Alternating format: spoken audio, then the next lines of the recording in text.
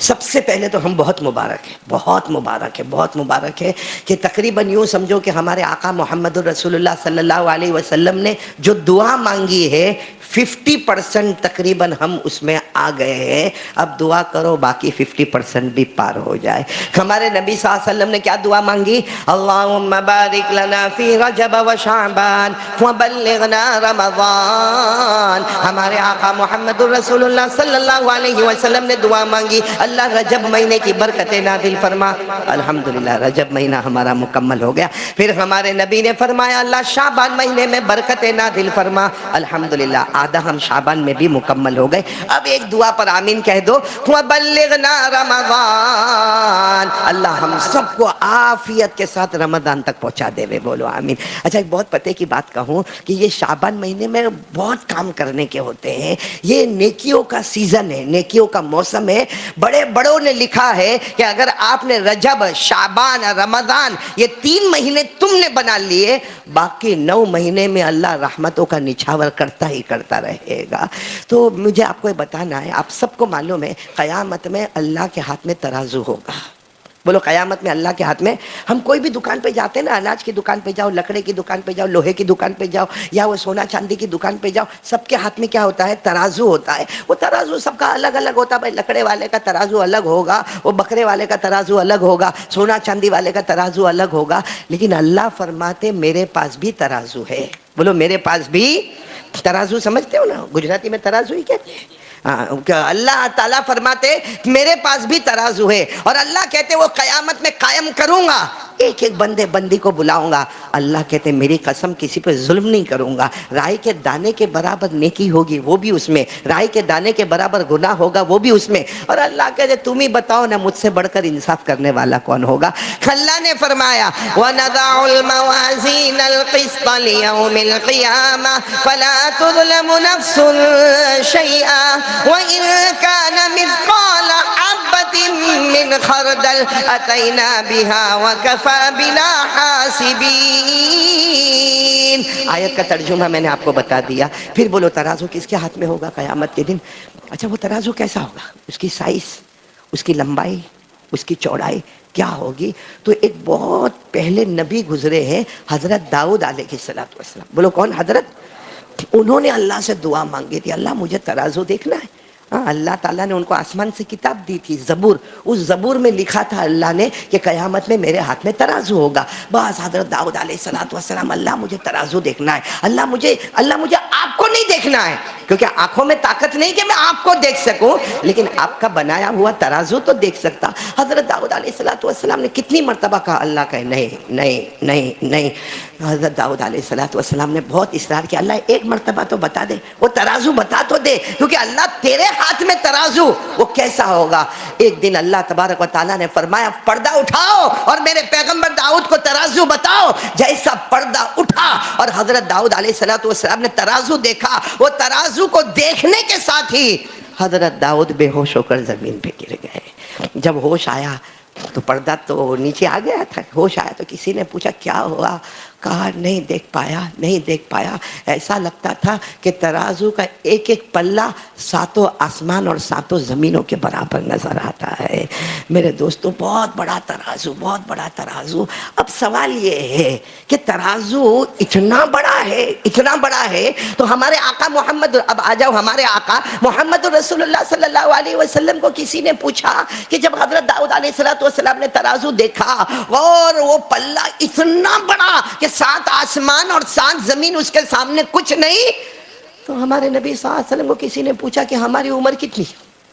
ہماری عمر بولو نا کتنی؟ 60, 70, 80, 90 سینچری تو کوئی جاتا ہی نہیں, اور جاوے تو جانے دیتے بھی نہیں, کیونکہ کوئی اگر مر گیا 90-95 میں مرا, کوئی پوچھتا ہے بھائی تیرے دادا کیسے مر گئے, سوچتا اب نہیں مریں گے تو کب مریں گے. تو کسی نے ہمارے آقا صلی اللہ علیہ وسلم کو پوچھا, کوئی صحابی نے, کہ ہماری عمر کتنی؟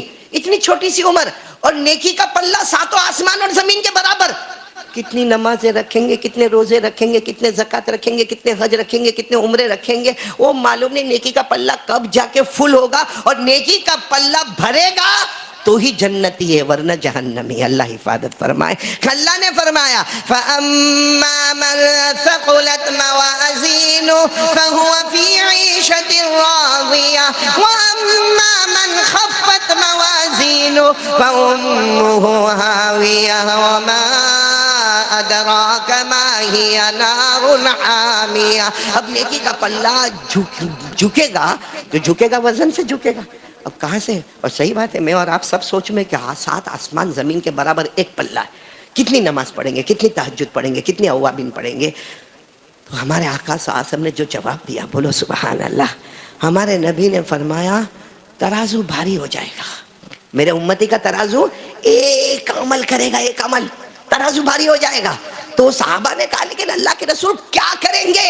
کیونکہ اتنا بڑا پلہ جو 7 آسمان اور زمین کے برابر ہے وہ کیسا بھاری ہوگا؟ ہمارے نبی صلی اللہ علیہ وسلم نے فرمایا اس ذات کی قسم جس کے قبضے میں محمد کی جان ہے، ترازو بھاری ہو جائے گا. میرا امتی مرد ہو یا عورت ہو، اچھے اخلاق بتا دے گا، اللہ ترازو کو بھاری کر کے جنت میں پہنچا دے گا.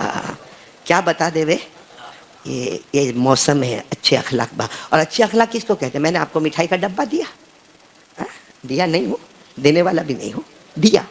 آپ نے 2 گھنٹے کے بعد میرے گھر پہ کچھ بھیجا، یہ ہے محبت. ہے محبت. اس کو ہمارے نبی نے فرمایا مکافات، تل کا بتل کا، آمنے سامنے. بولو آمنے سامنے. اچھے اخلاق کا مطلب یہ ہوتا ہے جو تم کو گالی دے، جو تم پر ظلم کرے، جس نے تمہارا حق مارا، جس نے بھرے بازار میں تمہاری غیبت کی، 2 رکعت نماز پڑھ کر اللہ کو کہو اللہ میں نے اس کو معاف کر دیا.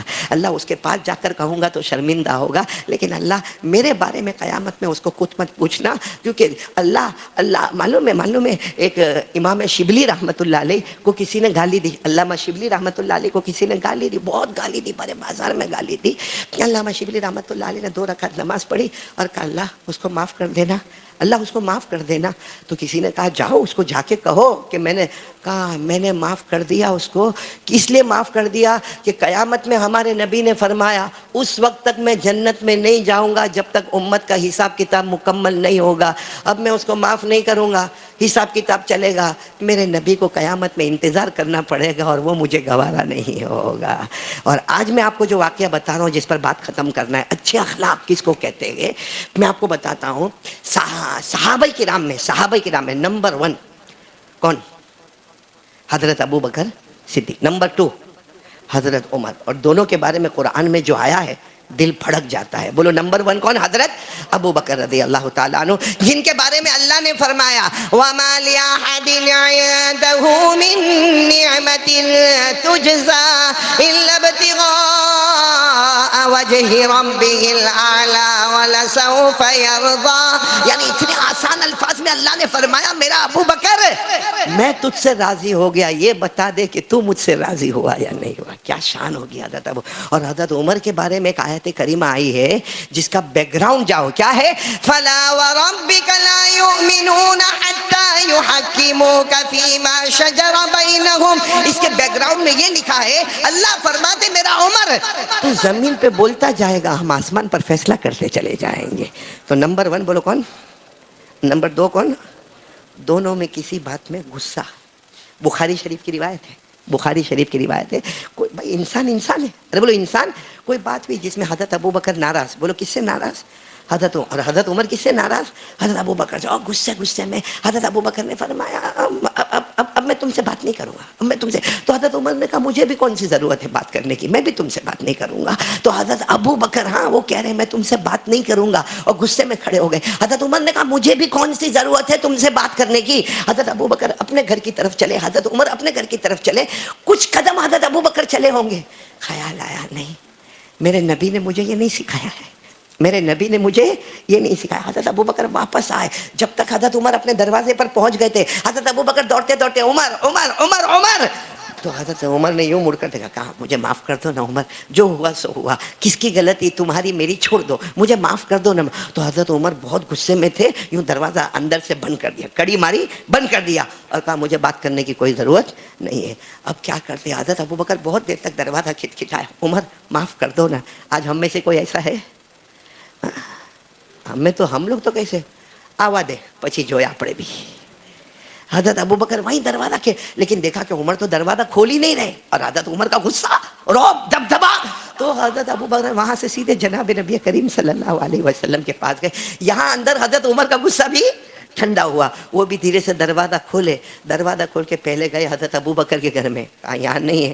سمجھ گئے یہاں نہیں ہوں گے تو کہاں ہوں گے؟ جناب نبی کریم صلی اللہ علیہ وسلم کے پاس ہوں گے. بس حضرت عمر رضی اللہ تعالیٰ عنہ آئے، اور جب حضرت عمر آئے انہوں نے منظر دیکھا کہ حضرت ابو بکر رو رو کر کچھ کہہ رہے، اور ہمارے نبی کے چہرے کا رنگ بدل رہا ہے، ہمارے نبی کے چہرے کا رنگ. حضرت عمر سمجھ گئے یہ میری کمپلین کے سوا کچھ نہیں ہے، یہ میری شکایت کے سوا کچھ نہیں ہے. اسے حضرت عمر وہیں سے چلاتے چیختے ہوئے آئے، ابو بکر معاف کر دو، ابو بکر مجھے معاف کر دو، ابو بکر مجھے معاف کر دو. جب ہمارے نبی کے قریب آئے، ہمارے نبی نے چہرے انور اٹھایا، کہا عمر میرے ابو بکر کو مت ستانا. کیا جملہ ہے ہمارے نبی کا، میرے ابو بکر کو مت ستانا. جس وقت میرے پاس جبرائیل آئے اور ایمان آیا، کسی نے ساتھ نہیں دیا، سب سے پہلے ساتھ دیا تو میرے ابو بکر نے ساتھ دیا. جان کے معاملے میں انہوں نے ساتھ دیا، مال کے معاملے میں ساتھ دیا، ہر جگہ میرے ساتھ ساتھ رہے. تو حضرت عمر کہنے لگا اللہ کے رسول میں معافی مانگنے کے لیے آیا ہوں. میرے دوستو حضرت عمر معافی مانگتے اس سے پہلے حضرت ابو بکر کھڑے ہو گئے، عمر کو گلے لگایا، کہا مت کہنا کہ میں نے معاف کیا، اتنا کہہ دے کہ تو نے ابو بکر کو معاف کر دیا، اتنا کہہ دے کہ تو نے ابو بکر کو معاف کر دیا. میرے پیاروں یہ مہینہ ہے، میں یہ تو نہیں کہوں گا کہ کس کس کو ہم نے ستایا، کس کو گالی دی. آپ کو بولتے نا کہ صاحب البیت ادرا بما فی، گھر والے کو زیادہ معلوم گھر میں کیا ہوتا ہے. میرے کو زیادہ معلوم میں کیا کرتا ہوں، آپ کو زیادہ معلوم آپ کیا کرتے ہیں. لیکن میرے پیاروں یہ شب برات جو رات تھی نا، یہ رات اب سمجھو سب اچھی اچھی رات آ رہی ہے، اور پھر رمضان کی جب رات آئے گی، بولو سبحان اللہ، بولو سبحان اللہ. رمضان کی رات آئے گی، اولہ رحمت و اوسطہ مغفرۃ و آخرہ عتق من النار. ہمارے آقا صلی اللہ علیہ وسلم نے فرمایا رمضان کا مہینہ آیا، پہلی 10 راتیں آ گئی، اللہ نے رحمتیں نچھاور کر دی. دوسری 10 راتیں آ گئی، اللہ نے مغفرت کے پروانے بچھا دیے. اور آخری 10 راتوں کی تو قسم اللہ قرآن میں کھا گئے. اللہ فرما رہے والفجر، آگے ولیال عشر، اللہ نے آخری 10 راتوں کی قسم کھائی ہے. کیوں قسم کھائی؟ کیونکہ ہمارے نبی نے بڑے شان کے ساتھ کہا رمضان کی آخری 10 راتیں آ گئی، اللہ نے میرے امتیوں کو جہنم سے آزاد کر دیا. تو میرے پیاروں آپ کو معلوم ہوگا اگر کوئی ظالم ہوگا، ظالم سمجھتے ہو نا، ظلم کیا ہوگا، کسی کا قرضہ لیا نہیں دیتا ہے، کسی کو گالی دیا اور معافی مانگنے کو تیار نہیں، کیونکہ وہ تو نوکر ہے. میں سیٹ ہوں، میں کہا معافی مانگوں، میں کیوں معافی مانگوں؟ اور میں تو کہتا ہوں چھوڑو، کسی نے اب تک اپنی ماں سے بھی معافی نہیں مانگی ہوگی، اپنے ابا سے بھی معافی نہیں مانگی ہوگی. تم کتنے بھی بڑے کاروبار والے بن جاؤ مگر ماں کے درجے کو نہیں پہنچ سکتے نا، باپ کے درجے کو نہیں پہنچ. اور جب تک ماں باپ راضی نہیں ہوں گے، شب برات ہو یا شب قدر ہو، پوری رات پیشانی ماتھے کو سجدے میں گھستے جاؤ، پیشانی گھس جائے گی مگر اللہ ایک بھی گناہ معاف نہیں کرے گا. یہ قاعدہ ہے، بلکہ لکھا ہے جس کے ماں باپ ناراض ہوں گے نا، لاکھ کوشش کر لے، موت کے وقت اس کو کلمہ بھی نصیب نہیں ہوگا. صحابہ کا مقام کتنا اونچا تھا کہ نہیں اونچا؟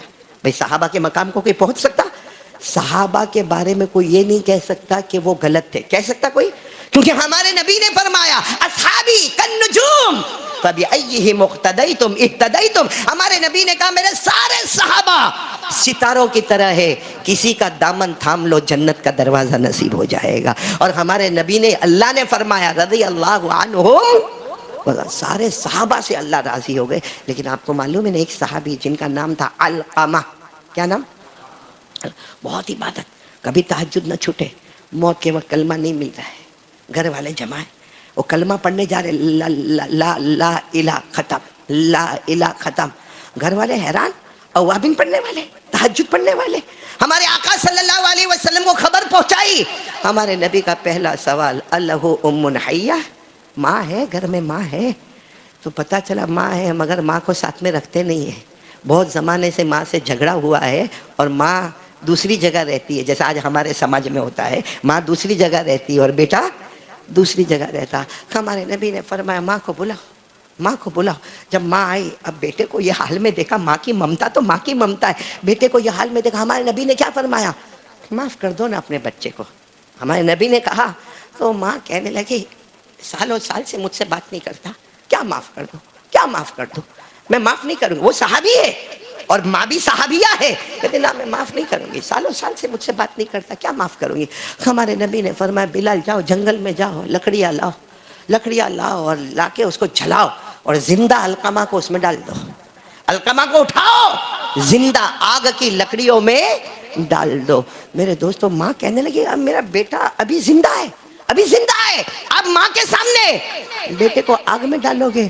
کہا میں ڈالوں گا وہ اچھا ہے، ورنہ قیامت میں اللہ ڈالے گا تو وہ آگ بہت خطرناک ہے۔ ماں نے کہا نا نا انا راضیۃ عنہ، میں راضی ہوں، میں نے معاف کر دیا، میں نے میرے بیٹے کو معاف کر دیا۔ وہ علقمہ جن کے بارے میں لکھا یتقلب من جنب الی جنب ولا تجری الکلمۃ علی لسانی، وہ علقمہ کے بارے میں لکھا تھا لوٹ پوٹ ہو رہے تھے، اللہ لا الہ لا الہ لا الہ صرف زبان سے نکلتا تھا۔ یہاں ماں نے کہا میں نے معاف کر دیا، علقمہ نے پڑھا لا الہ الا اللہ محمد الرسول اللہ صلی اللہ علیہ وسلم، اور آنکھیں بند ہو گئی۔ ہمارے نبی نے فرمایا یاد رکھو، ماں باپ ناراض تو اللہ رسول ناراض، ماں باپ راضی تو اللہ رسول راضی۔ اور کہا جس نے ماں باپ کو ستایا لاکھ کوشش کر لے موت کے وقت کلمہ بھی نصیب نہیں ہوگا۔